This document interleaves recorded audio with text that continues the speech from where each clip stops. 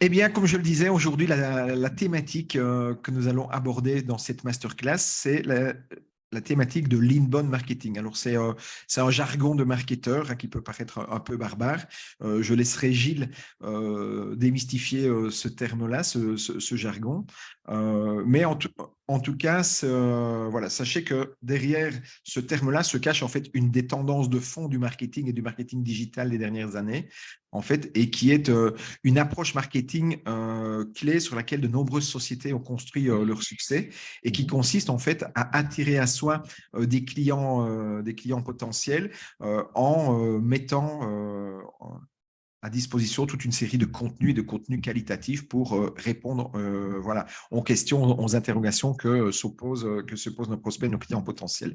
Voilà. Et pour nous parler de cette thématique, eh bien, j'ai le plaisir d'accueillir Gilles Dandel, qui est expert en marketing digital, spécialisé dans l'inbound marketing au sein du réseau WSI, puisque Gilles est consultant sur la région parisienne depuis maintenant, je pense, plus d'une quinzaine d'années. Gilles, c'est ça? 17 ans maintenant. Voilà, 17 ans. Et Ouais. donc, voilà, je vais te donner la main, Gilles, et tu vas pouvoir nous parler de l'inbound marketing et nous expliquer en quoi ça peut être utile, voire indispensable en tant qu'entrepreneur et entreprise pour développer son business. Ok, parfait. Voilà. Alors, normalement, je dois partager mon écran. Je ne sais pas si Oui, ça c'est bon, marche. ça fonctionne. On voit ton écran. Tu Ouais, peux oui, peut-être le mon écran. basculer en mode plein écran Ouais, et c'est ce puis que je je vais pense que faire. tu as la main. Ok, génial. Donc voilà, je bascule en plein écran. C'est bon? Ouais. Oui. Bah, merci Laurent pour cette invitation et me donner l'opportunité de partager une de mes passions, qui est le marketing digital, et en particulier aujourd'hui l'inbound marketing, qui est une des techniques du marketing digital qu'on a l'habitude de mettre en œuvre pour nos clients.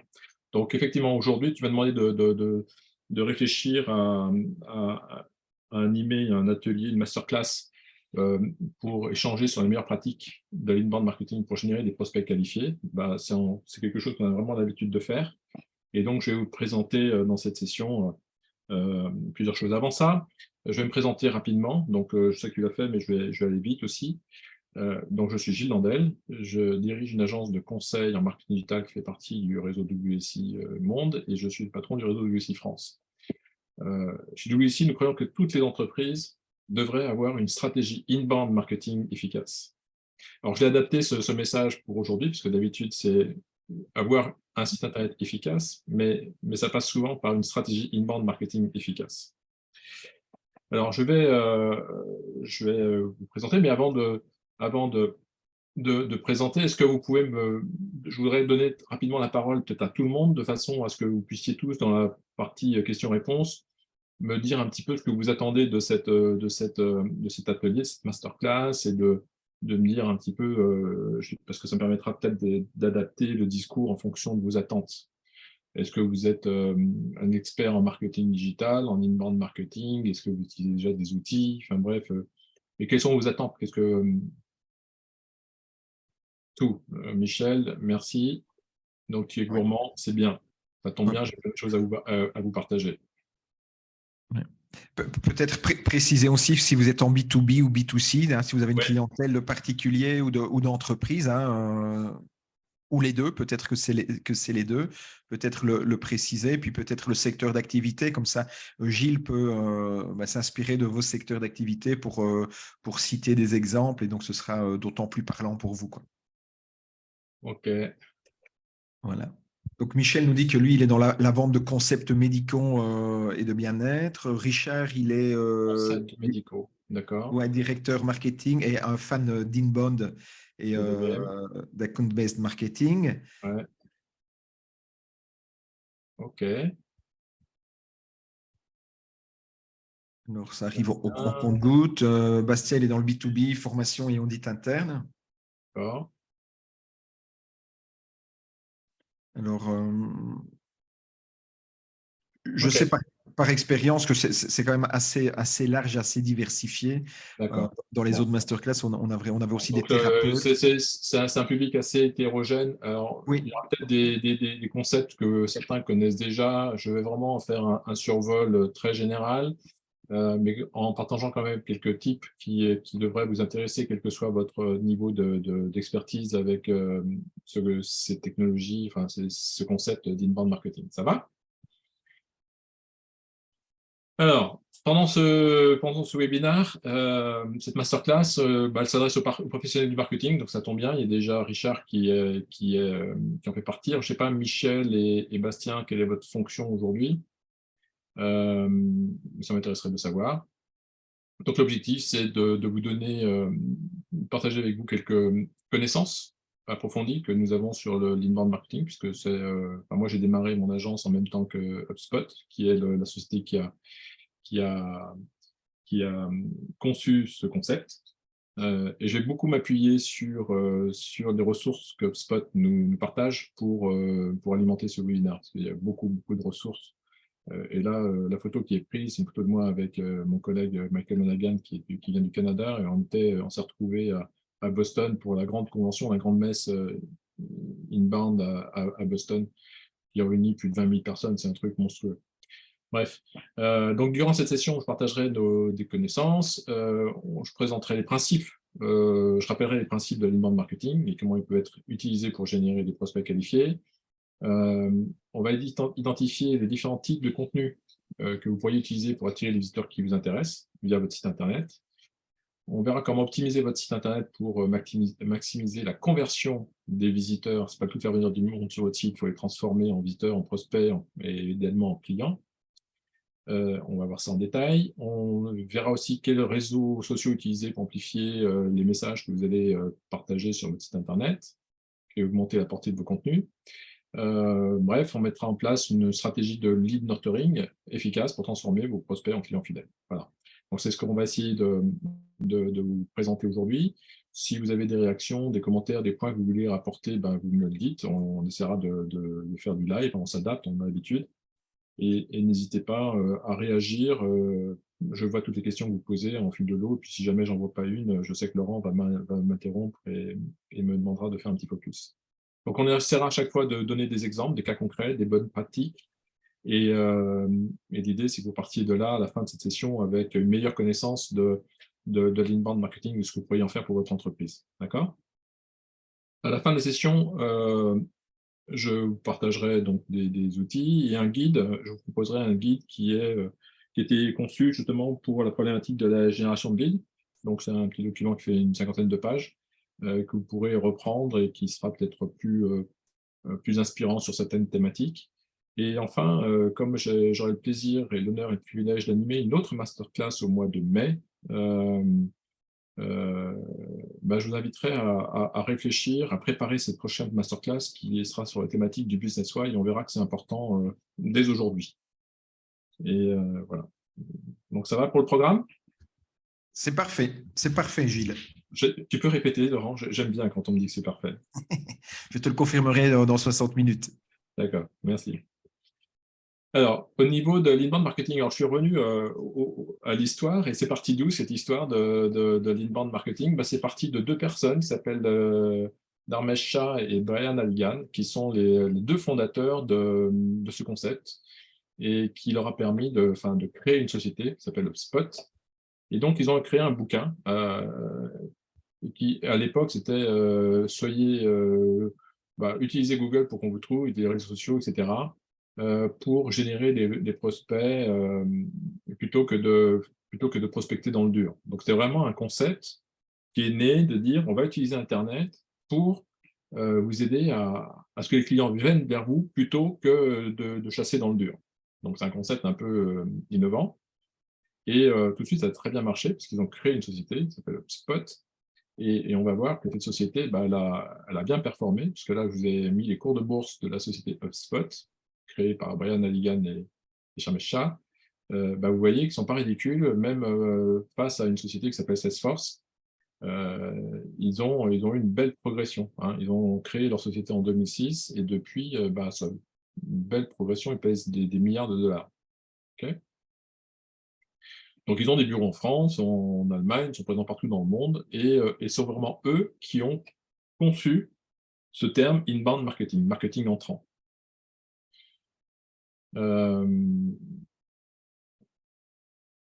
Hop, pardon. Voilà, donc excusez-moi, ça défile. Voilà. Alors, qu'est-ce que l'inbound marketing? Alors, l'inbound marketing, j'ai demandé à mon meilleur ami, là, depuis quelque temps, j'ai un super ami qui s'appelle ChatGPT, vous connaissez sans doute. On s'en sert de plus en plus chez WSI, mais c'est vraiment c'est quotidien. Euh, et pourquoi? Parce qu'on a besoin parfois de découvrir des métiers qu'on ne connaît pas, de se renseigner sur des techniques, de trouver des réponses. Nan. Bref, je me suis dit, tiens, j'ai demandé à ChatGPT, qu'est-ce que tu peux me dire sur l'inbound marketing? Et donc, il m'a fait une réponse que je trouve vraiment très bien, très pertinente. En disant, l'inbound marketing, c'est une stratégie de marketing qui vise à attirer les clients vers une entreprise ou une marque en créant du contenu intéressant. Voilà, tout est dit. Pertinent et utile. L'objectif principal de l'inbound marketing est d'éduquer et de divertir les clients potentiels, de les aider à résoudre leurs problèmes et de les accompagner dans le processus de décision d'achat. Donc, on est vraiment dans la problématique comment je vais utiliser l'inbound marketing pour générer des leads.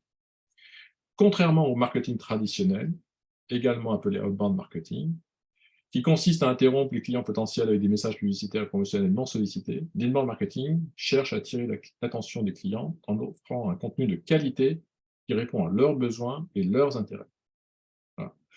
Bref, et ça décrit différentes tactiques qui sont nécessaires, à savoir le marketing de contenu, bien sûr, avec des articles de blog, des e-books, des vidéos, des podcasts, nanana, mais aussi, bien sûr, rendre ces contenus visibles en utilisant le référencement naturel, le référencement payant, les réseaux sociaux, l'emailing et le marketing automation, puisqu'à un moment donné, il faut arriver à peut-être déclencher plusieurs séquences d'emails pour arriver à être lu et déclencher une réaction chez l'internaute. Bref, l'objectif ultime de l'inbound marketing, c'est de générer des prospects qualifiés et de les convertir en clients satisfaits en créant des relations durables et en fidélisant les clients existants.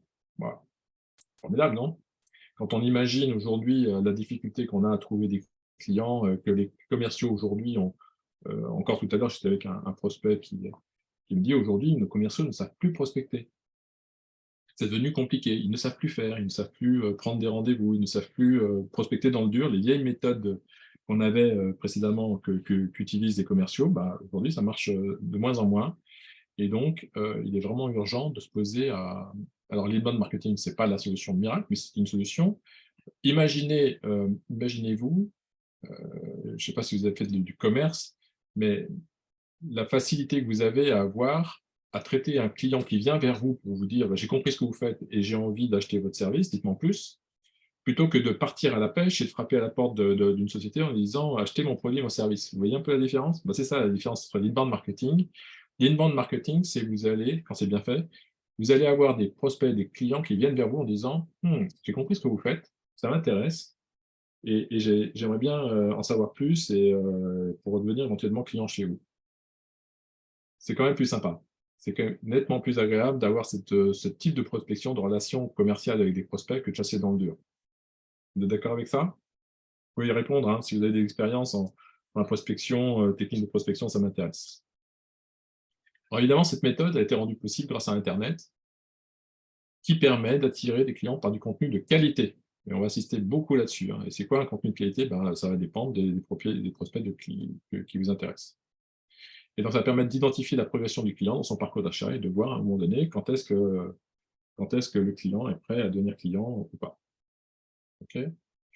Alors, inbound et outbound, c'est quoi la différence? C'est que ces deux techniques sont complémentaires. Hein. Bien sûr, ça n'empêche pas de commercial de prospecter, de faire des salons, de faire de la téléprospection, toutes les techniques qu'on appelle les techniques classiques. Donc, c'est ça le outbound marketing. Maintenant, l'inbound, ce qu'on s'aperçoit, c'est que ça peut prendre plus de temps, parce qu'il faut vraiment réfléchir, se poser les bonnes questions. C'est quoi mon client? Qu'est-ce que je vais lui dire? Tout ce que je vais vous présenter dans le reste de cette présentation. Vous allez voir que ça nécessite quand même de préparer, de ne pas y aller comme ça un peu en fusil, alors que l'outbound marketing, ça peut marcher demain. C'est-à-dire vous embauchez une boîte de télémarketing, vous ordonnez des fichiers, et puis allez-y, appelez, et puis vous aurez peut-être des clients plus ou moins rapidement. Sauf que l'inbound marketing, ce qu'on s'aperçoit, c'est beaucoup plus rentable sur le moyen long terme. Okay. Ce n'est pas une technique qui est faite pour démarrer du jour au lendemain, l'inbound marketing. Ça prend un petit peu de temps. Mais c'est rentable. Pourquoi? Parce que les clients, ce qu'on s'aperçoit, c'est que les clients, ce n'est pas l'aboutissement d'une stratégie d'acquisition, c'est vraiment le cœur c'est au centre de votre stratégie et que ça impacte plusieurs services. Ça impacte le marketing, ça impacte les commerciaux, mais ça impacte aussi le suivi de la relation client, ce qu'on appelle le service client. Donc, précédemment, le marketing, c'était, on avait un entonnoir assez classique. On disait, ben voilà, il faut remplir le pipe, et puis ça va, il y a l'équipe marketing qui vont faire leur travail et qui, à un moment donné, vont générer des leads commerciaux pour qu'ils les transforment en clients. Donc, ça marche toujours, hein, pourquoi pas. Mais ça marche mieux quand on a une méthodologie, des outils qui nous permettent de partager toutes les données entre les différents services. Vous imaginez bien, c'est ce qu'on appelle un CRM, et c'est le cœur de HubSpot. HubSpot propose un CRM gratuit qui permet à toutes les équipes concernées, marketing, vente et services, de s'appuyer dessus pour récupérer et échanger les données autour des prospects, des leads et des clients qui sont gérés par les entreprises. Okay, on verra ça en détail tout à l'heure. Donc, c'est quoi le processus de l'inbound marketing? Ça, c'est un processus que j'ai copié-collé de chez HubSpot. Hein, ceux qui ont inventé ça, il n'y a pas de honte à s'en servir. C'est vraiment très propre, très structuré. Et donc, la méthodologie est simple. Il s'agit d'attirer des visiteurs qui sont inconnus pour les faire venir sur votre site grâce à une visibilité de vos articles de blog, le bon référencement naturel, les réseaux sociaux, mais aussi le référencement payant, pourquoi pas, et les inciter à s'identifier, à devenir des visiteurs qui soient clairement reconnus. Et donc, à chaque fois, quand on passe une étape, il y a une interaction et l'internaute doit réaliser quelque chose, remplir un formulaire, s'identifier. Donc, à partir d'un moment où il n'est plus un anonyme, un inconnu, et qu'il s'est identifié, on sait le tracer et on sait qu'on est capable de suivre toutes les étapes de son parcours pour qu'à un moment donné, il soit transmis aux équipes commerciales. Donc, il y a la phase d'attraction et la phase de conversion qui sont en général gérées par les équipes marketing, et puis après, les commerciaux et les services reprennent la main pour la suite de la vie de la relation client. Donc, on a bien cette phase de conversion qui permet de transformer le visiteur en prospect, puis de prospect en client et de client en ambassadeur. Et à chaque fois, comment on fait progresser? Je vais dévoiler tout ça, mais c'est à travers du contenu de qualité qui est transmis par un outil qui est essentiel, qui est l'emailing. Donc la première chose que vous devez mettre en place quand vous faites de l'inbound marketing, il y a deux choses essentielles qu'il faut avoir en tête. C'est un, récupérer l'adresse email de la personne, et deux, identifier son profil de client. Quel profil de client il intéresse. À la limite, s'il n'y avait qu'une information à récupérer, c'est son adresse email. Pourquoi? Parce qu'une fois que vous avez son adresse email, vous pouvez revenir vers lui rapidement et vous pouvez lui envoyer autant d'emails que vous souhaitez, ça ne coûte rien. D'accord? Ou pas grand-chose. Donc la première chose que vous devez faire, c'est absolument arriver à transformer le visiteur en captant son email. Et puis après, vous essayerez de remplir ces caractéristiques en ce qu'on appelle le nurturant dans le jargon de l'inbound marketing. On va l'alimenter en contenu pour le faire progresser dans son parcours d'achat, pour qu'à un moment donné, il suive les étapes et qu'il devienne le client et l'ambassadeur que vous souhaitez. D'accord? Donc, comment on fait pour faire tout ça? C'est assez simple. Il y a une séquence qui s'appuie sur des composants. Les composants sont, j'ai fait un petit résumé, mais le composant principal pour franchir toutes ces étapes, c'est la landing page avec un formulaire. Donc, il va y avoir autant de landing pages qu'il y aura d'étapes à faire passer. Et cette landing page, il faut faire venir du monde dessus. Comment on fait venir du monde? On peut faire venir du monde avec le référencement naturel, les réseaux sociaux, le blog. Et puis, dès que vous avez récupéré l'adresse email, pourquoi pas des séquences d'emails, voire de marketing automation, pour arriver à faire passer le prospect dans les différentes étapes. Donc, la landing page, il y a un savoir-faire, hein, il y a une recette miracle pour faire des landing pages qui sont plus efficaces que d'autres, mais c'est déjà, il faut qu'il y ait une offre, soit claire, qu'elle réponde, qu'elle intègre un bénéfice qui parle au prospect qui vous intéresse, et puis un formulaire qui va permettre de capturer les informations qui vous intéressent. Donc, au moins la première, c'est peut-être juste capter l'adresse email, mais ça peut être le nom, prénom, email et société, par exemple, ou téléphone. Moins on a de champs, mieux ça vaut. Hein, on sait que c'est important d'avoir des formulaires qui soient acceptable en termes d'informations que vous avez demandé à remplir à l'internaute. Et puis, une fois que vous avez collecté ces informations, il faut transmettre à l'internaute ce que vous lui avez promis. Ça peut être un livre blanc, ça peut être son billet d'avion, si c'était pour acheter un billet d'avion pour partir à Punta Cana, ou pas aux caisses. Il faut ensuite le segmenter, savoir de dire c'est un lead qui est, je sais que c'est un prospect qui est dans telle catégorie, qui est dans telle étape du parcours d'achat, et le scorer. Donc le scoring, ça sert à mettre des points en disant c'est en fonction du nombre de fréquentations, du nombre de pages visitées, etc. On verra qu'on peut scorer les leads et je vous montrerai ça tout à l'heure. D'accord? Est-ce qu'il y a une formule magique pour optimiser le taux de conversion? C'est vraiment quelque chose d'important. Vous l'avez compris, on fait venir des gens sur une landing page. L'objectif, c'est transformer, convertir. Les gens remplissent ce formulaire, pardon. Et pour optimiser ce taux de conversion, il y a une formule magique que j'aime bien rappeler. Alors, ça se veut scientifique, parce que je suis ingénieur à la base et ça me parle, mais bien sûr, ça reste très empirique. Mais quand même, il y a des facteurs qui sont importants. Donc, je vais vous les commenter et il faut vraiment bien comprendre ça. C'est la base de l'inbound marketing. C'est si on optimisait le taux de conversion, un taux de transformation des gens qu'on arrive à faire venir sur sa page, il y a plusieurs critères à prendre en compte. La première chose, c'est la motivation. La motivation, comment on arrive à jouer sur la motivation? C'est en ciblant les bonnes personnes. Si on sait que ces gens sont dans la cible qui nous intéresse, ils ont plus de chances de répondre à l'offre que je vais leur présenter. Donc, il y a un coefficient 4 pour montrer que c'est vraiment le critère le plus important. Le plus important, c'est de savoir envoyer la bonne information à la bonne personne. D'accord? Ensuite, il y a V, le paramètre V, qui est la valeur de l'offre. Et la valeur, c'est la valeur pour lui. Quelle valeur, ce que vous lui promettez là, ça peut valoir pour lui. Et donc, plus la valeur perçue sera importante, plus ça va l'inciter, bien sûr, à remplir ce formulaire. Après, il y a des éléments négatifs. Il y a un -2 là, devant une parenthèse F plus A. Donc, les F, c'est les freins et A, c'est l'anxiété. Les freins, ça peut être quoi? Ça peut être un formulaire trop long. Si vous demandez ou des informations indiscrètes qui n'ont rien à voir, par exemple, vous allez produire un livre blanc sur une recette de cuisine, et puis vous allez demander le sexe de la personne, son âge, son groupe sanguin, sa religion, son parti politique, etc. Ça n'a rien à voir avec la choucroute, et la personne, il va te dire, mais c'est quoi ce machin? Où est-ce que je suis, quoi? Donc, il faut bien sûr éliminer tout ce genre de freins.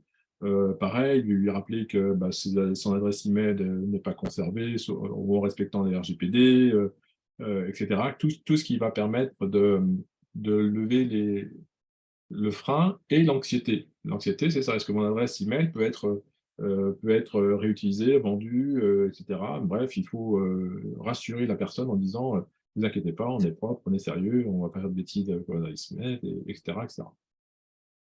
Et puis, le dernier paramètre qui est très important, au moins aussi important que pour les freins, l'anxiété, c'est l'incitation à faire une action maintenant, ce qu'on appelle le scarcity principle. Ce fameux paramètre, pourquoi il faut que je le fasse maintenant? En fait, c'est OK, je suis arrivé sur cette landing page, mais OK, alors que si j'ai un élément que vous avez peut-être déjà vu sur booking.com, vous allez il y a plein de sites qui vous disent voilà, il vous reste cette page a été déjà visitée 2 fois, il reste deux chambres libres, ou la voiture, il n'y en a plus qu'une. Enfin bref, vous voyez, tout ça, c'est les scarcity principales qui sont utilisés pour inciter l'internaute à dire ah oui, il faut que je me décide maintenant, parce que sinon je risque de ne plus l'avoir, quoi. Donc tout ça, c'est des éléments qui sont importants, qu'il faut vraiment bien exploiter pour optimiser le taux de conversion. Et l'incitation, enfin l'incidence d'un taux de conversion de 1, 2 ou 4% en termes d'impact de coût sur vos campagnes, c'est redoutable. En gros, si vous passez de 1 à 2% de taux de conversion, vous avez besoin de 2 fois moins de visiteurs sur votre site. Comprenez bien ça, passer de 1 à 2%, il faut faire venir 2 fois moins de monde sur votre site. Et si votre trafic, vous devez le payer à Google, Facebook ou autre, que ça vous coûte, j'en sais rien, mais peut-être 1 euro le clic, si ça vous coûtera 100 200 € si vous avez 1% de taux de conversion, ou 100 € si vous avez un taux de conversion à 2%. Vous voyez le truc?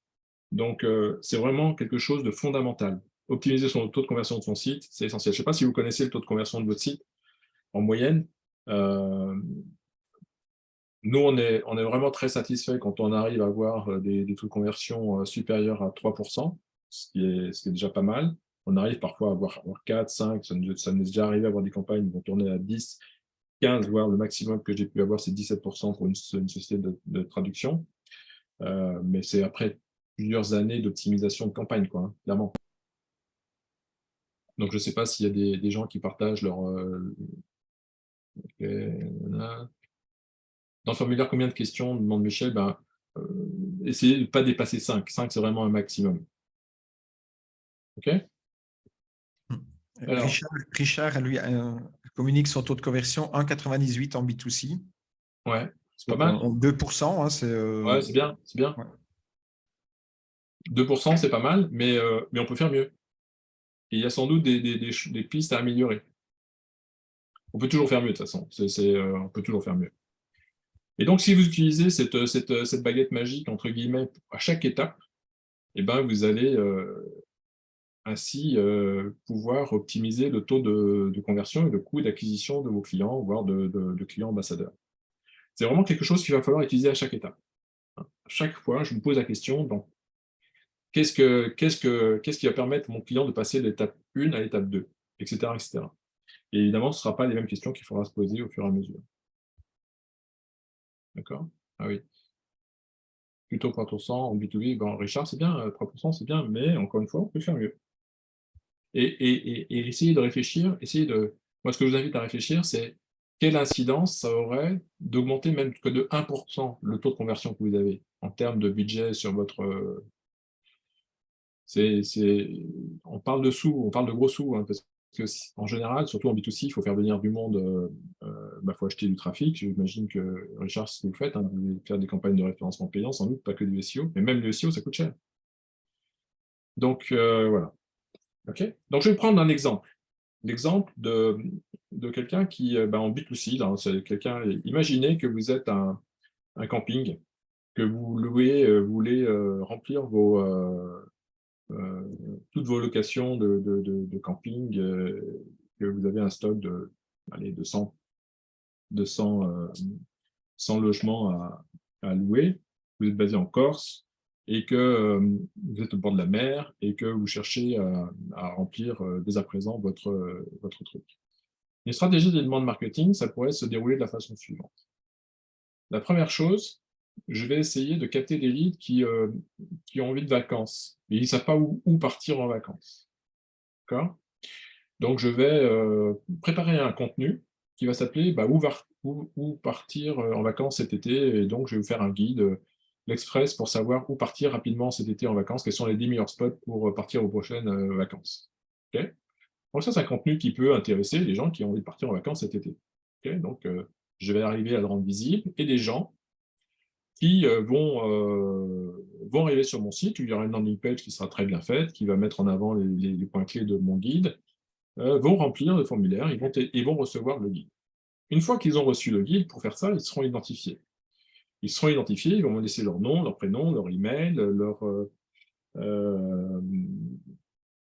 voilà, peut-être est-ce qu'ils veulent partir en famille ou tout seul. Voilà. J'en manque pas plus pour l'instant. Par contre, je vais vérifier, je vais voir qu'il y a des gens qui s'intéressent à la Corse. Eh ben, ça tombe bien, parce que tous ces gens-là que je vois qui s'intéressent à la Corse, je vais pouvoir leur dire, tiens, ça tombe bien, j'ai un guide pour partir en vacances en Corse. Donc là, focus sur la Corse. Et je vais envoyer ce guide uniquement à ceux qui sont intéressés, parce qu'ils sont venus sur mon site, qu'ils ont vu visiter les pages de la Corse plutôt que d'une autre section. Et grâce à ça, ça va se segmenter automatiquement, et je suis capable d'identifier des gens qui s'intéressent à la Corse. Donc, les gens qui veulent partir en vacances cet été et qui s'intéressent à la Corse, je vais leur envoyer un autre guide en disant « Hey, je viens de faire un guide pour choisir vos meilleures destinations en Corse. Et pour préparer vos vacances en Corse, j'ai un guide extraordinaire, que vous voulez partir en montagne, à la mer, en ville ou dans la forêt, c'est le guide idéal pour vous. Et donc, là, les gens vont dire, bah, tiens, ça tombe bien, je m'intéresse justement à la Corse. Et moi, je le sais parce que je l'ai vu qu'ils sont venus visiter mon site et qu'ils sont passés plus de temps sur la page, les pages Corse que sur d'autres trucs. Je vais leur transmettre ce guide en échange de plus d'informations. Est-ce qu'ils veulent partir à la mer, plutôt en montagne? Est-ce qu'ils sont en famille? Est-ce qu'ils veulent plutôt en célibataire ou en amoureux? Enfin bref, je vais récupérer plein d'informations comme ça, des informations qui m'intéressent. Et grâce à ces informations, bah, ils vont recevoir le guide, bien sûr, une fois qu'ils auront rempli le formulaire. Donc mon entonnoir commence à s'affiner. Et ça tombe bien parce que moi, ce qui m'intéresse, c'est de vendre mes locations Corse du Nord. J'ai des gîtes à vendre en Corse du Nord, ou des gîtes, ou des campings, enfin des bungalows, peu importe. Euh, et donc là, je peux, grâce à cette connaissance, être capable de pousser aux gens qui sont intéressés, qui correspondent à mes critères à moi, de leur faire passer une offre en disant, j'ai une offre. Si vous êtes intéressé à la Corse pour partir en bord de mer, dans le Corse du Nord, de telle période à telle période, en famille ou en célibataire, bref, tous les critères qui vous intéressent, j'ai une offre canon à vous faire, mais c'est tout de suite maintenant. Et cette offre n'est valide que jusqu'à ce soir. Eh ben, croyez-moi, les gens qui vont suivre cette méthodologie ont un taux de conversion qui est bien supérieur que si je devais envoyer un mail en disant j'ai une offre, profitez, machin, etc. C'est beaucoup, beaucoup plus efficace. C'est clair ce que je vous raconte là? Qu'est-ce que dit? OK. Voilà, donc pour ça, il faut un site. Il faut un site internet et alors je sais pas quelle est les performances de votre site internet, mais il y a un outil qui est fourni par HubSpot. Alors je vous dis, on va parler beaucoup d'HubSpot qui est notre partenaire aussi, hein. Clairement, on est partenaire HubSpot et ils ont beaucoup de très bons outils pour faire de l'inbound marketing. Ça tombe bien, c'est un peu leur spécialité. Donc ils ont considéré qu'un des piliers de l'inbound marketing, c'est d'avoir un bon site. Et ils ont mis au point un outil qui s'appelle le Website Grader, qui est un outil gratuit, qui vous permet d'avoir le score de votre site sur différents critères. Donc là, je vous ai fait un exemple, et vous pourrez le faire facilement. Le lien est très simple, ça s'appelle Website Grader, et vous pourrez ça prend il y a deux champs à remplir, hein. Deux champs à remplir. Le site, votre adresse email, ça vous rappelle rien, ça? Si vous avez suivi, il récupère quoi? Mon adresse email. Et en plus, il récupère mon site internet. Pour faire quoi? C'est tout ce qu'il me demande, hein. Et puis derrière, obtenez votre score. Bam. Est-ce que j'ai envie de savoir le score de mon site internet? Bah oui. Est-ce que je suis prêt à donner mon adresse email pour recevoir ce truc qui a de la valeur pour moi? J'ai envie de savoir si mon site est bon ou pas bon? Bah oui. Donc je fais ça, et ça me prend deux champs. Et je rentre dans le pipe de HubSpot qui va derrière savoir que bah, je me suis intéressé à eux et que du coup, bah, ils savent que vous avez un site internet, ils savent vous recontacter et vous rentrez dans l'entonnoir du processus de conversion. Et en plus, le rapport est bon. Après, bah, il va falloir faire du contenu, hein. Là, je vais donner des exemples de guides de voyage pour partir en Corse ou partir en vacances. Bah, en fait, ça va dépendre, bien sûr, les contenus à produire vont dépendre de vos profils de clients, ce qui peut les intéresser, etc. Et HubSpot, toujours eux, viennent de fournir un rapport. Alors, c'est en anglais, je suis désolé, mais bon, ça se comprend, hein. Ceux qui ont des problèmes en traduction, je pourrais vous le traduire avec plaisir, enfin, vous le commentez en français. Mais ce qu'il y a d'amusant, c'est que le marketing digital évolue tous les ans. Tous les ans, on voit qu'il y a des tactiques qui marchent mieux que d'autres et qu'il faut suivre ça comme le lait sur le feu parce que ça ne sert à rien de dépenser des fortunes dans des contenus qui ne sont plus à la mode. Et donc, voilà, il faut suivre ces tendances-là. Et ce que nous dit HubSpot, à fin 2022, hein, ça a été fait en décembre 2022, donc c'est quand même récent, c'est qu'aujourd'hui, ce qui marche le mieux, c'est les vidéos. Le vidéo marketing est redoutablement efficace. Que ce soit partagé sur TikTok, Instagram ou autre, les vidéos, c'est le format qui a le meilleur succès aujourd'hui. Ça, c'est pas une nouvelle, hein, ça fait des années qu'on entend, qu'on voit arriver le vidéo marketing, mais vraiment, c'est quelque chose qui est très fort. Que les réseaux sociaux, c'est le marketing, le channel marketing à privilégier, et on verra pourquoi tout à l'heure. Il faut utiliser Instagram, YouTube et Facebook principalement. Alors TikTok, il n'y avait pas encore, en décembre 2022, il n'y avait pas la levée, la fronde que les Américains et les Européens ont mis en place sur TikTok à suivre, mais j'ai un de mes clients là qui a bénéficié d'une campagne TikTok faite par un influenceur qui est un micro-influenceur.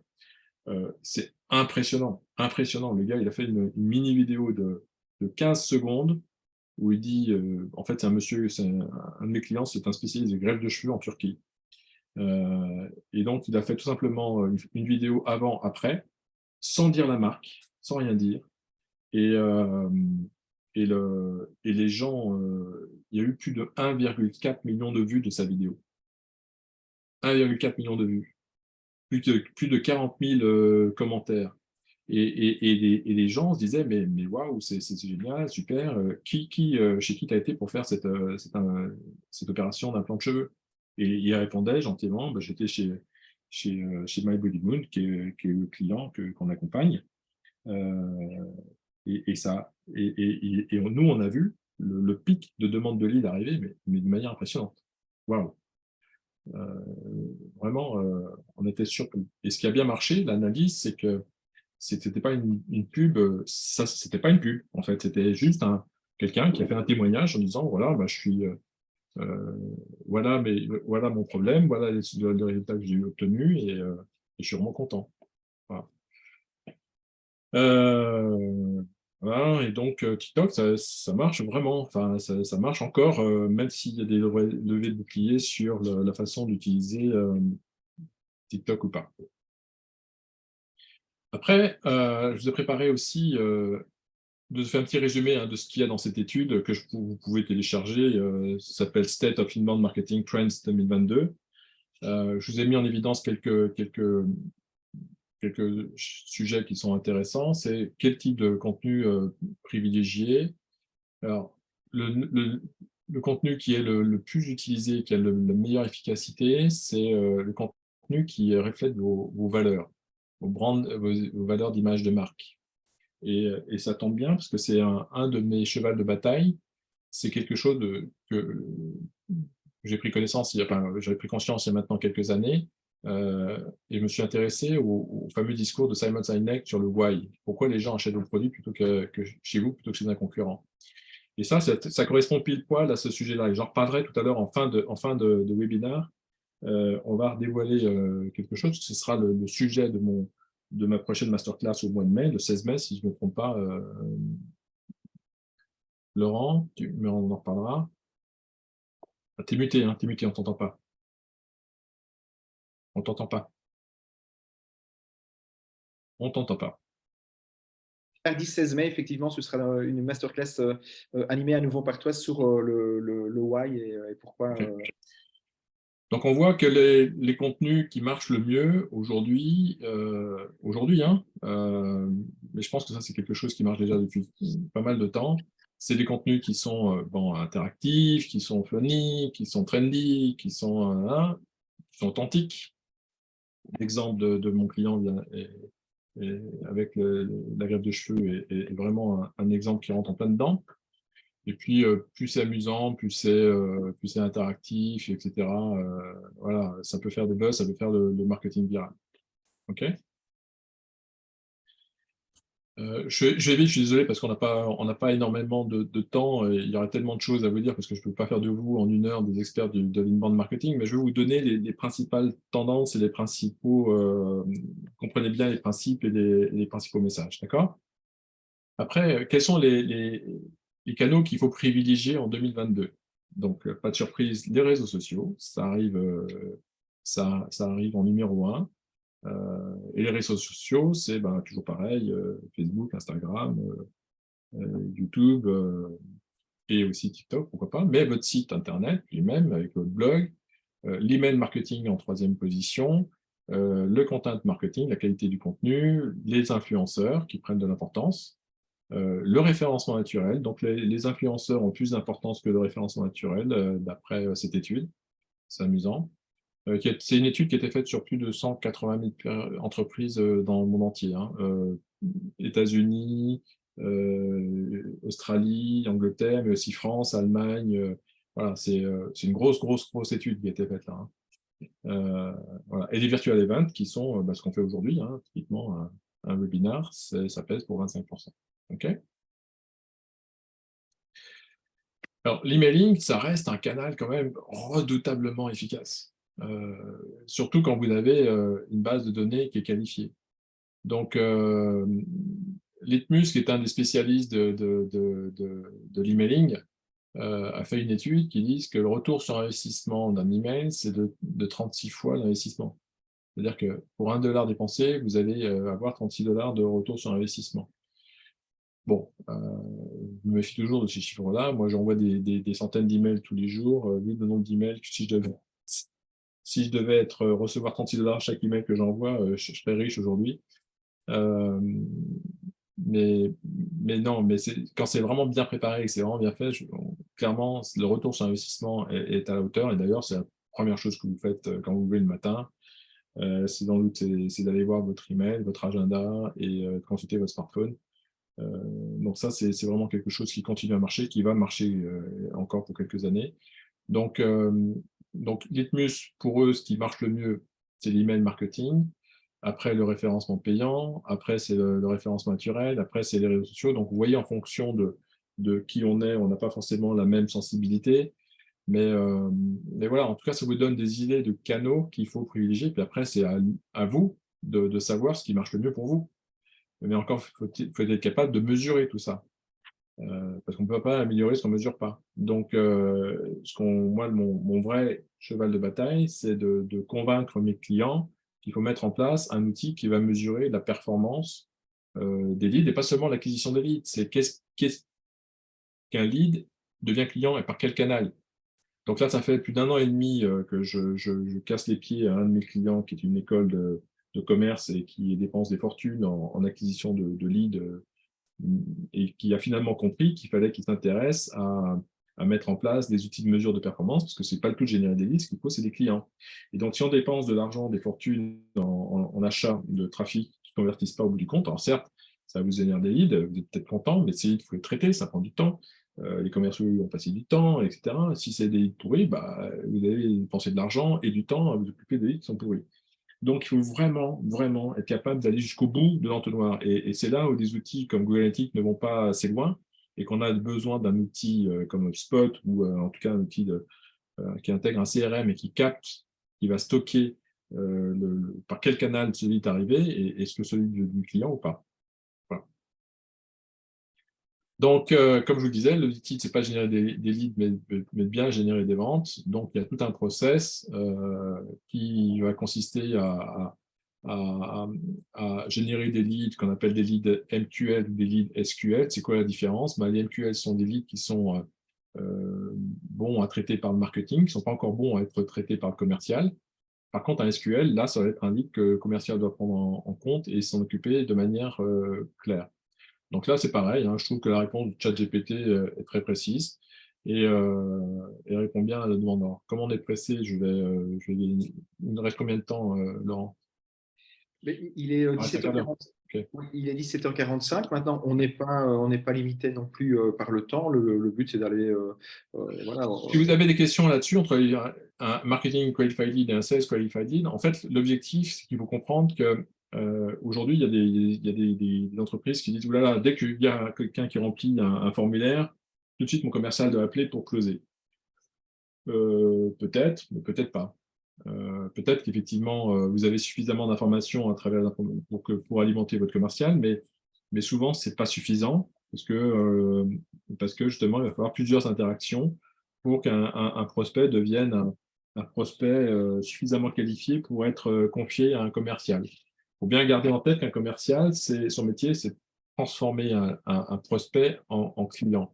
Si vous lui transmettez un contact, un curieux, etc., il va perdre son temps, il va vite se décourager, et au bout d'un moment, il ne va plus considérer votre canal de génération de leads comme des leads pertinents pour lui, et donc il va être dégoûté de perdre son temps sur des leads. Donc, ce qu'il faut, c'est ne lui envoyer que des leads qui considèrent comme étant pour lui qualifiés. Qu'on appelle un Sales Qualified Lead. Donc ça veut dire quoi? Ça veut dire qu'il doit y avoir un vrai partenariat entre les équipes marketing et commerciales pour se mettre d'accord. C'est quoi un lead qualifié pour un commercial. Qu'est-ce qu'il vous faut savoir pour dire que ce lead, effectivement, nécessite qu'un commercial va y consacrer un peu de temps. Et donc, c'est là où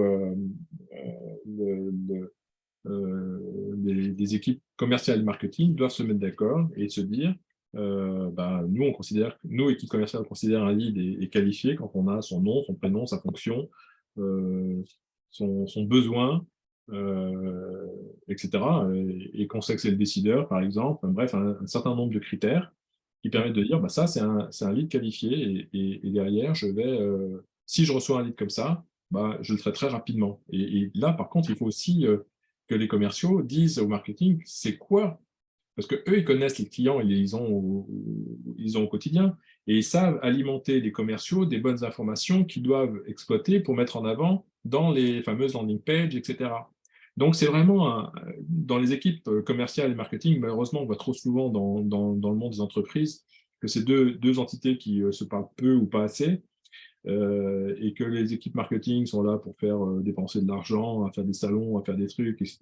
Et puis derrière, les commerciaux disent, ouais, mais c'est pas, les leads sont pas qualifiés, je préfère travailler moi-même et ma base de contacts. Pas normal, pas normal. Il y a un vrai besoin de réaligner les équipes autour d'un objectif qui est de générer générer des recettes, des ventes. Et ça, Ce qu'on peut dire aussi ici, Gilles, si je peux me bien sûr. permettre, c'est que justement dans la façon de qualifier, parce qu'on a aussi dans les participants au programme Croissance pour tous beaucoup Ouais. de patrons d'entrepreneurs, mais patrons de TPE, de PME, mais aussi beaucoup de TPE, voire des solopreneurs. Et la nécessité de qualifier un lead d'un point de vue marketing, d'un point de vue sales, reste d'application, même si on est seul dans sa boîte, en fait. Le tout, c'est de savoir sur quels sont les leads sur lesquels on va mettre son énergie. Et un critère qu'on utilise, en tout cas moi je l'explique comme ça dans le programme Croissance pour tous, un critère qui peut être utilisé pour justement faire la différence entre un lead MQL, marketing, SQL, vente, c'est le critère BANT. Donc, Exactement. voilà. C'est ce que dit ChatGPT, tu vois, le critère BANT. Okay. Et donc, c'est exactement ça. Tu pourrais... En fait, c'était toi qui étais derrière ChatGPT, non? C'est ça? Non, pas malheureusement, mais je pense que ChatGPT m'a beaucoup copié, je dois l'avouer. Ouais, je crois. Ouais. Mais c'est Non, inspiré de toi. mais juste pour préciser, le critère BAN, c'est quoi? C'est posez-vous la question, est-ce que ce lead que j'ai généré grâce à mon site internet, à ma stratégie inbound, est-ce que la personne dont j'ai capté les coordonnées, est-ce qu'elle elle a un besoin? Enfin, je vais le faire dans l'ordre BAN. Est-ce qu'elle a du budget? Est-ce qu'elle est décisionnaire? Donc, A pour authority, décisionnaire. Est-ce qu'elle a un besoin pour end, need, et est-ce que ce besoin, il est à court terme, à moyen terme ou à long terme? Et si la réponse, parce que vous pouvez avoir une personne qui a des budgets mais n'a pas de besoin, ça va être compliqué à convertir. Si elle a des besoins mais elle n'a pas de budget, ça va pas être intéressant pour vous. Si elle a des besoins, des budgets, mais c'est pas avant 2 ans qu'elle envisage de refaire son site, ça veut dire qu'il ne faut pas y passer trop d'énergie maintenant, il faut juste nourrir le client, etc. Donc voilà, ça c'est un critère, en tout cas, je trouve très intéressant parce que c'est très pragmatique et ça permet déjà de bien faire la différence entre du MQL et du SQL. Je suis entièrement d'accord. Et ChatGPT est d'accord avec toi. Ouais, c'est magnifique alors. Pas mal, hein?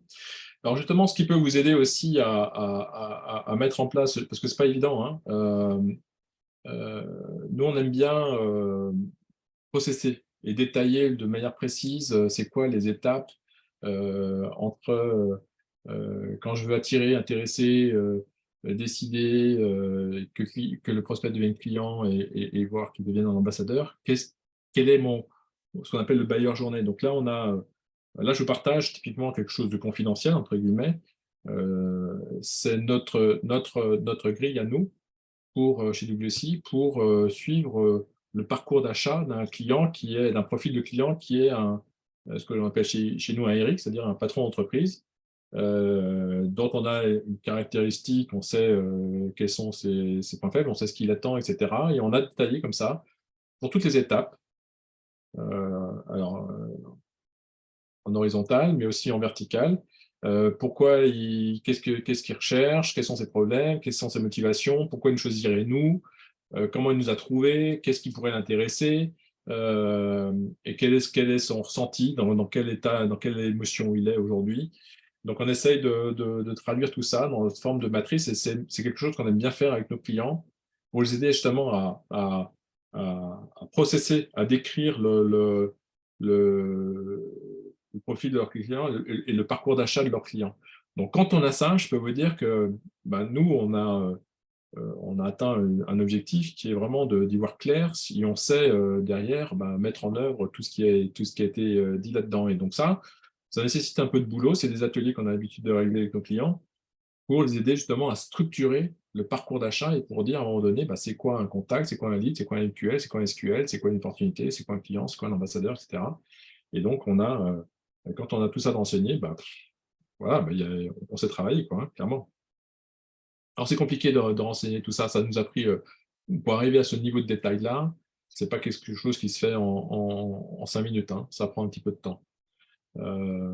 Chez nous, ça nous a pris quand même 2 ans pour arriver à se mettre d'accord à travers l'ensemble du réseau WSI pour arriver à faire ça. Mais bon, plutôt on y commence, plutôt on se pose des questions, et puis de toute façon, à un moment donné, il faut bien commencer étape par étape. C'est quoi, comment on va faire pour attirer, pour intéresser, pour décider, et puis c'est quelque chose qui s'enrichit au fil de l'eau, et donc c'est quelque chose qu'on aime bien, lequel on aime bien accompagner nos clients. OK. Et donc après, on s'appuie sur des outils, hein. Alors, j'ai parlé beaucoup d'HubSpot, mais il y en a d'autres qui nous permettent de tracer. Et je vous disais tout à l'heure, avec l'exemple de partir en vacances en Corse, là, c'est pour une boîte de traduction, un client chez qui on a travaillé pendant plus de 13 ans. Vous voyez, là, on a mis en place un outil, alors c'est pas HubSpot, malheureusement, mais c'était quoi le client? On a utilisé un autre outil qui s'appelle SharpSpring, qui est aussi un outil très bien pour faire de l'inbound marketing et du marketing automation. Et donc là, l'outil permet de voir qu'on a un client, un prospect là, qui est arrivé par le site internet. Il est arrivé, on a tout son parcours, tout son historique. On sait qu'il est arrivé sur la page d'accueil. On sait par quel canal il est arrivé. On sait qu'il est venu en référencement payant, etc. Il est très vite arrivé sur la page demande de traduction de devis. Il a été voir les références, qui était sur la page Contactez-nous, qui est revenu sur la page Traduction de vie, qui est revenu sur la page d'accueil, il est revenu sur la page Contactez-nous, et à chaque fois, on sait combien de temps il est resté. Donc, on a tout l'historique, on est capable et imaginez un commercial, quand on lui fournit un lead, et qu'il est capable de savoir que ce lead-là, il est plutôt intéressé typiquement par traduction, hein, parce que cette société a plusieurs services, elle fait de l'interprétation, elle fait de la transcription, on fait plein de choses. Et là, on sait que c'est le service traduction qui est intéressé, et donc on sait que ce lead-là, il faut le transmettre au commercial qui s'occupe des traductions et pas aux interprétations. Donc tout ça, ça nous permet de segmenter automatiquement avec le parcours, ce que fait le client sur le site, on peut le segmenter automatiquement dans les bonnes cases et faciliter ainsi le truc. Et puis après, on va mettre les leads dans un entonnoir, dans un tunnel de vente, et on est capable de dire combien il y a de prospects pour chaque étape du process de vente, avec des rappels, on sait les enjeux business, on est capable de rentrer tout ça, et donc on est capable aujourd'hui, avec des outils comme Spot ou d'autres, parce que je ne vais pas parler que de Spot non plus, être capable de suivre la performance commerciale et vous faire, entre guillemets, du marketing prédictif. C'est-à-dire que là, si on a suffisamment d'expérience, là, typiquement, cette société, on avait un taux de transformation des leads en clients de l'ordre de 15%. Pas mal, hein? Je ne sais pas si vous connaissez votre taux à vous. Des leads qui venaient par Internet, grâce du SEO, référencement payant, mais beaucoup, 15% des leads devenaient des clients. Et on savait dire que si on voulait augmenter, son chiffre d'affaires de 100 000 balles ou d'1 million, on sait ce qu'il fallait faire. Il fallait juste générer plus de trafic. Après, il faut trouver le bon ratio pour dire qu'est-ce qui est rentable, jusqu'où on peut aller, etc. Bref, on a tous ces éléments de pilotage qui nous permettent ensuite de savoir comment amplifier le développement commercial. D'accord? Alors, de quoi a-t-on besoin pour faire de l'inbound marketing? Parce que là, je viens de parler de quelques outils. Je vais essayer de vous faire une forme de bulle. Alors, il faut bien sûr un site internet, ça vous l'avez compris, avec des landing pages, avec des call to action, avec bien sûr faire de la promotion sur les réseaux sociaux, faire de l'emailing, faire du SEO, du référencement naturel, faire des landing pages, faire du marketing automation avec des articles de blog, etc. Il y a plein d'outils. Et ils peuvent tous coûter plus ou moins cher.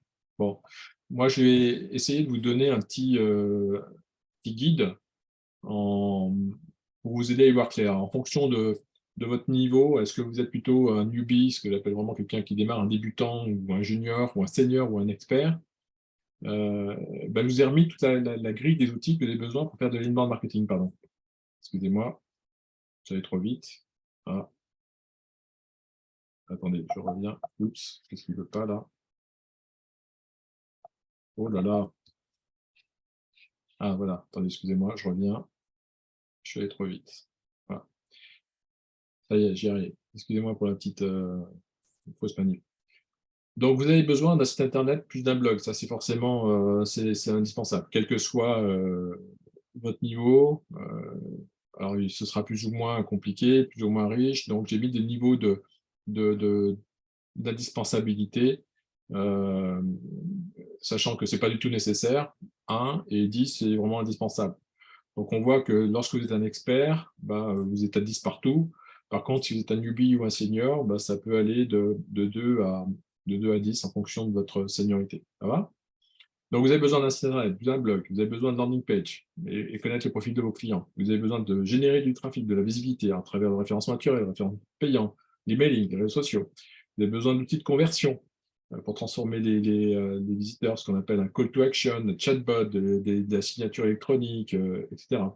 Vous avez besoin d'un CRM pour stocker ces informations et avec un sales pipeline pour suivre les opportunités dans le parcours d'achat.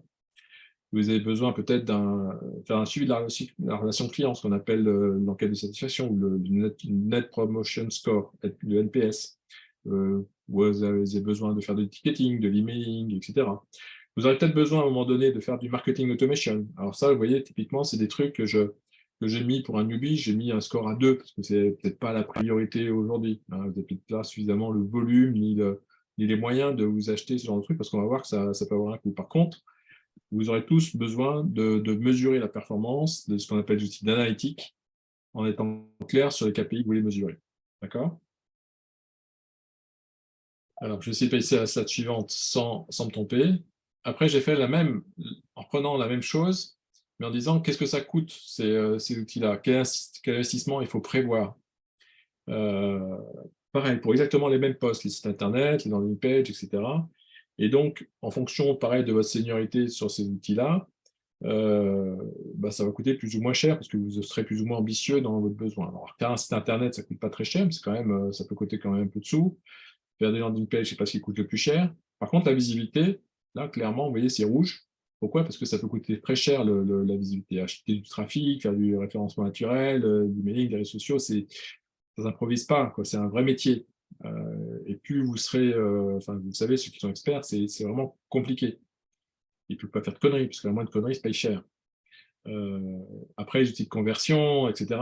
Bon, je vous ai mis des indicateurs. L'idée, c'est de vous mettre en fait, si on met ces deux tableaux côte à côte, ça doit vous aider à prendre la décision de vous dire, vous voyez, par exemple, un site internet, c'est vraiment indispensable, c'est 8 même pour un newbie et ça ne coûte pas très cher, donc il faut que j'ai mon site internet, c'est indispensable. Il faut que je fasse des landing pages, pareil, ça ne coûte pas très cher et c'est vraiment indispensable. Donc, je ne pose pas la question, il faut que je mette en place des tunnels de vente avec des landing pages optimisés pour mes profils de clients. La visibilité, c'est indispensable, ça coûte moyennement cher. Donc, de toute façon, il va falloir que je ne fais pas un site internet, des landing pages pour plaisir de faire des landing pages. Donc, il faut que je les rende visibles. La conversion, le chatbot, etc., le CRM, le pipeline, etc. Ça ne coûte rien un CRM. Un CRM, c'est gratuit. Spot a un super CRM, qui est le meilleur CRM du marché, il est gratuit. Bon. Donc, pour démarrer, ça peut être un très bon choix, etc., etc. Donc ça, vous avez, j'espère que ces outils-là pourraient vous aider à vous lancer et faire les bons choix. Ça va? Après, qu'est-ce que ça rapporte? Qu'est-ce que ça rapporte de faire de l'inbound marketing? Ce que je vous ai dit, là, HubSpot a fait cette étude sur 158 000 clients en 2022, et leur ratio, c'est de dire les gens qui investissent dans l'inbound marketing, ils génèrent plus de leads, ils ont plus de trafic, ils ont un taux de conclusion qui est meilleur, ils ont des transactions, etc., etc. Bref, comme je vous le disais, c'est c'est rentable sur le moyen et long terme, parce que ça nécessite quand même un petit peu d'investissement. Je vais vite encore une fois. Alors, est-ce que vous êtes obligé d'acheter HubSpot pour faire de l'inbound marketing? Alors, c'est une bonne question.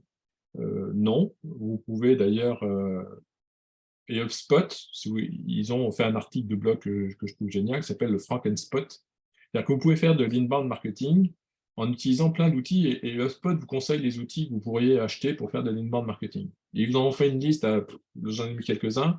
Vous pouvez faire votre site sur WordPress, sur Wix, sur Weebly, vous pouvez faire de l'email marketing avec Mailchimp, Mailjet, Buffer ou de suite, etc. Vous pouvez avoir un CRM, HubSpot qui est gratuit, ou d'autres, vous pouvez Salesforce, Pipedrive, Zoho, etc. Bref, vous avez plein d'outils. L'intérêt de Spot, c'est que tout est intégré, unifié, alors que quand vous utilisez plein d'outils, il faut tous, à un moment donné, il faut passer un lead à un autre outil, machin, etc. Et c'est la magie de Spot, c'est qu'ils ont compris que tout était lié. Donc oui, vous pouvez faire de Spot vous pouvez faire de l'inbound sans Spot, mais clairement, ils ont vraiment très bien conçu leur système pour faire de l'inbound marketing, clairement. So what, comme dirait l'autre, c'est vraiment une question que me posait mon prof de marketing quand j'étais en MBA, et c'était la question qui faisait peur, c'est quand on avait fini une présentation et s'il nous disait so what, c'est pas bon signe. Ça veut dire qu'on avait passé du temps à présenter un truc, mais on n'avait pas réussi à atteindre la cible. Donc ce qui se passe, c'est que nous, chez WSI, on a beaucoup de nos clients qui ont investi dans du marketing digital. Ils ont déjà créé un site, ils ont fait du référencement naturel, ils font du mailing, ils font des réseaux sociaux, etc. Mais ils sont souvent déçus par les performances qu'ils obtiennent ou par les agences qui les ont conseillées. Ils prennent conscience que c'est compliqué, que c'est difficile à maintenir et que ça nécessite des ressources et des expertises qu'ils n'ont pas ou qu'il est difficile de pérenniser pour obtenir des résultats qui sont souvent fragiles. Bref, il manque d'expertise en interne, piloter tous les prestataires ou les techniques qui sont nécessaires pour faire dans l'inbound marketing. Donc, chez WSI, ça fait 27 ans que WSI existe. Moi, ça fait 17 ans que j'ai créé mon agence. Et on a mis au point une méthodologie qui s'appelle IPP. Cette méthodologie, elle se déroule en 3 grands temps, et c'est ce qui nous permet de faire de l'inbound marketing, mais aussi parfois d'autres, parce qu'on ne fait pas que de l'inbound marketing chez WSI. L'inbound marketing, c'est ce qu'on aime bien faire, parce que c'est vraiment une technique qu'on trouve très, très puissante et très intéressante. Mais on développe cette méthodologie en 3 grands moments. Premier moment, c'est la phase d'introspection. On fait un état des lieux précis de pourquoi un client devrait acheter chez vous plutôt que chez un concurrent, ce qu'on appelle le why, et c'est ce que je redévelopperai le 16 mai prochain. Je ferai un atelier pratico-pratique pour vous aider à découvrir votre business why. C'est pas si simple que ça. En fait, on se rend compte, nous, que quand on aide nos clients à faire du marketing digital, c'est que quand on demande à nos clients qu'est-ce qui fait justement qu'un client devrait venir chez vous plutôt que chez un concurrent, on a du mal à récupérer une matière brute, de la matière essentielle qu'on a besoin pour faire du marketing digital. Donc, on a décidé d'aider nos clients à coucher de leur why, et on a une méthodologie que je vous présenterai donc le 16 mai prochain pour vous aider à coucher de ça, c'est essentiel. Après, on va travailler sur les personas, les profils des clients, qu'est-ce qu'on vise, quels sont vos objectifs, quelle est votre situation, que font les concurrents, etc. Pour proposer une stratégie, un plan d'action à mettre en œuvre. Donc ça, c'est quelque chose qu'on a l'habitude de réaliser, qui se déroule à peu près en présentiel web meeting, ça prend à peu près un mois et demi de boulot, sous forme d'ateliers de travail et de réflexion, et puis de travail de notre côté avec des outils qu'on a à notre disposition via le réseau WSI. Et puis une fois qu'on a défini le plan d'action, il faut mettre en œuvre la stratégie, et on a 2 grandes phases. Une phase de préparation qui va nous permettre de commencer à mettre en place les outils, de faire des campagnes tests, etc., et de voir comment ça réagit, avoir des premiers résultats pour ce qu'on appelle des quick wins. Et puis, une fois qu'on a ces premiers résultats, on n'a plus qu'à accélérer, appuyer sur l'accélérateur et passer en phase de propulsion. Là, on ne fait que optimiser, enrichir les offres, faire des nouveaux personas, des nouvelles campagnes, et à chaque fois, recommencer et accélérer, développer. Donc, c'est ça qu'on aime bien faire. Donc, et c'est notre méthodologie. Et grâce à cette méthodologie, là, depuis le début de cette année, on a une offre où on s'engage sur les résultats. C'est-à-dire qu'à la fin de la phase d'introspection, on a suffisamment d'expérience pour dire à ce client, si vous faites ce qu'on recommande, voilà les résultats qu'on prévoit, et on s'engage sur les résultats.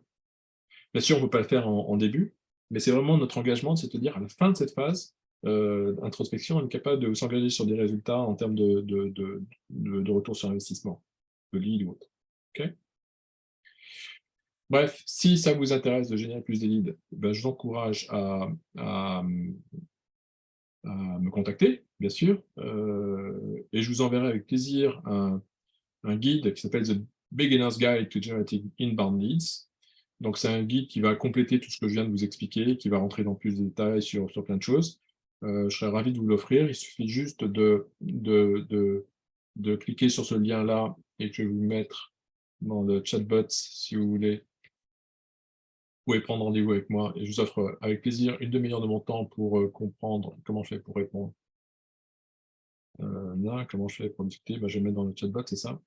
Oui. OK. Donc, je vais mettre dans le chatbot, vous l'avez ici. Donc, si vous voulez en savoir plus, n'hésitez pas. Franchement, je consacre une demi-heure de mon temps avec plaisir et je vous enverrai le guide qui est en anglais pour l'instant. On va sans doute le traduire, mais pour l'instant, il n'est pas.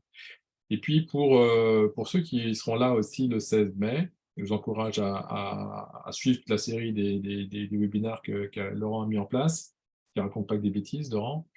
D'ailleurs, c'est lui qui inspire ChatGPT. On l'a vu à plusieurs fois. Donc, on va faire un focus sur le business why. Ce why s'est inspiré d'un monsieur qui s'appelle Simon Sinek, qui a mis au point une méthode qu'il appelle le Golden Circle, et qui dit, en fait, les gens n'achètent pas ce que vous faites, mais pourquoi vous le faites. Et si vous ne savez pas dire pourquoi vous faites ce que vous faites, vous aurez du mal à attirer les bons clients pour vous. Et l'objectif, ce n'est pas de parler à tout le monde, d'attirer n'importe quel client, c'est d'attirer les bons clients. Et si vous ne savez pas dire pourquoi vous faites ce que vous faites, vous aurez du mal. Donc l'objectif, c'est de comprendre quel est votre business why et de pouvoir l'afficher haut et fort via votre site internet et vos campagnes marketing. Donc c'est ça qu'on a l'habitude de mettre en place. Et BPI France m'a demandé d'ailleurs de faire un cours sur ce sujet-là que j'ai eu le plaisir de faire et qui est disponible sur le portail de BPI France Université. Alors, offre exceptionnelle, c'est si vous voulez participer à la masterclass du 16 mai, et avant de participer à la masterclass, je vous encourage à obtenir votre YOS, c'est-à-dire faire un test. C'est un formulaire que je peux vous envoyer. Alors, malheureusement, ça a un coût, mais je suis prêt à vous faire une remise de 20%, donc en gros, l'économie de la TVA. L'objectif, c'est de accéder à un outil qui va vous permettre à une série de questions, vous permettre de comprendre comment vous fonctionnez. Comment vous, en tant qu'entrepreneur, vous prenez telle décision et pas telle autre? Et comment vous le faites et ce que vous apportez finalement, ce que vous délivrez au reste du mois. Donc cet outil est magique. Il inspire des tas de gens à comprendre comment il fonctionne et c'est vraiment éclairant. Parce que quand on sait comment on fonctionne, on comprend plein de choses. Et quand on comprend aussi comment les autres fonctionnent, clairement, ça permet d'optimiser là aussi le taux de conversion. Mais encore une fois, rappelez-vous, les gens, je ne sais pas ce que vous faites, mais pourquoi vous le faites. Si vous croyez dans ce discours-là, et allez écouter le discours de Simon Sinek, c'est vraiment inspirant. Je vous invite vivement à faire la découverte de Business Why, que vous pourrez ensuite vous en servir pour faire votre pitch, pour faire votre slogan, pour faire votre argumentaire commercial. Bref, c'est un outil magique pour la suite. Voilà, je crois que j'ai fini. Alors, je vais vous mettre là aussi le lien pour si vous voulez faire le Business Why, c'est un autre lien. Je vais le mettre dans le chatbot. Voilà. Donc, si vous voulez faire ça, c'est simple. Vous remplissez ce questionnaire et vous aurez compris qu'en faisant ça, je fais que de l'inbound marketing. Puisque grâce à ça, je vais récupérer votre adresse email, votre nom, prénom, votre adresse email et votre numéro de téléphone, et je saurai ce qui vous intéresse. Et donc, si vous prenez le Why, je vous rappellerai de toute façon pour confirmer, vous envoyer une bonne commande, etc. Vous donnez accès à l'outil, vous recevrez une invitation et vous ferez le test. Ça prend maximum un quart d'heure pour faire le test. Et on pourra en échanger en live le 16 mai prochain. Voilà. J'ai terminé ma présentation. Alors, je suis désolé, j'ai pris plus de temps que ce que j'aurais voulu. Il n'y a pas de souci, Gilles, c'était très bien. Je propose quand même de parcourir l'une ou l'autre question et surtout Bien si sûr. vous, le participant, vous avez encore des questions, mais profitez-en, tapez-les maintenant dans la boîte à questions et comme ça, je pourrai les relayer à Gilles. Moi, j'avais juste deux questions pour toi, Gilles. La première, Ouais. c'était par rapport à tout ce qui était le Comment mesurer en fait l'efficacité de sa campagne ou de sa stratégie inbound? Donc, tu as parlé du ROI, de l'étude HubSpot qui montrait qu'il y avait un retour positif à moyen et long terme, mais c'est quoi les indicateurs concrets, les KPIs qu'il faut monitorer, suivre pour évaluer ce ROI? D'accord. Bah, en fait, il faut mesurer combien on a, en faisant simple, hein, Oui, combien je fais venir de trafic sur mon visiteur, combien je transforme de visiteurs en prospects, combien je transforme de prospects en clients et quel est les revenus, quel panier moyen. l'affaire, le panier Voilà. moyen. Quand on a ces 4 indicateurs-là, c'est déjà pas mal. D'accord. Donc finalement, c'est la conversion de chacune des étapes, les Ah bah quatre oui, étapes du modèle HubSpot que tu as montré, quoi. Ok. exactement, exactement. Donc Et, quand on est capable de suivre ça, et tout le monde n'est pas capable de faire ça, hein. Je veux dire, Google Analytics, qui est un outil gratuit qui est très bien, ne vous permet pas de savoir qui est devenu client grâce à votre site internet. Ça va vous permettre de savoir qui est venu sur votre site, enfin non pas qui, combien de visiteurs sont venus sur votre site par tel canal, par une campagne Facebook, par une campagne emailing, par les réseaux sociaux, par les référencements naturels et autres, mais vous saurez pas, vous saurez que vous aurez des conversions, et vous saurez le nombre de conversions par canal, mais au bout du compte, ces conversions sont-elles devenues des clients ou pas? Il n'y a que les commerciaux qui savent dire ça. Et ça, Google Analytics ne le sait pas. Donc c'est là où l'intérêt d'un outil comme Spot ou SharpSpring ou d'autres, ou d'un CRM en général, qui est bien renseigné avec euh, l'origine d'un lead et savoir si le lead est devenu client ou pas, eh ben, c'est essentiel. C'est tellement essentiel que bah, il y a des gens qui s'y mettent parce qu'ils ont compris que ça coûte tellement cher aujourd'hui de dépenser, gaspiller de l'argent dans du référencement payant, des réseaux sociaux, etc., qu'aujourd'hui, on ne peut plus gaspiller. Et on ne peut pas améliorer ce qu'on ne mesure pas. Donc, il faut avoir des outils de mesure en place pour pouvoir optimiser ces campagnes marketing. Si on n'a pas ces outils de mesure-là, on n'arrivera jamais à optimiser quoi que ce soit.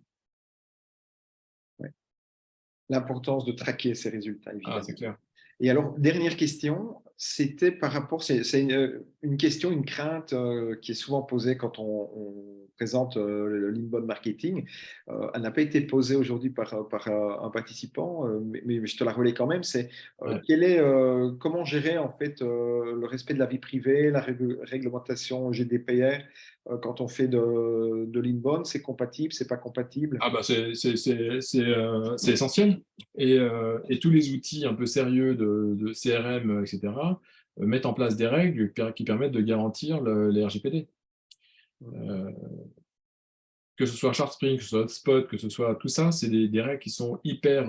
Bah, les gens, enfin ces éditeurs-là, ils ont envie de vendre leur logiciel, hein, et s'il y a une loi qui freine, bah, ils vont tout faire pour respecter la loi. Donc, vous imaginez bien que Salesforce, HubSpot, SharpSpring et tous les outils de CRM sérieux du marché, ils sont bien sûr compliant RGPD. Alors, RGPD, ça ne veut pas dire que vous n'avez pas le droit d'envoyer des emails. Ça aussi, c'est un, un sujet qui est sans doute mal compris. Il y a des gens qui pensent que parce que c'est RGPD, on n'a pas le droit d'envoyer des emails à, à une personne dans une entreprise. Bah, c'est faux.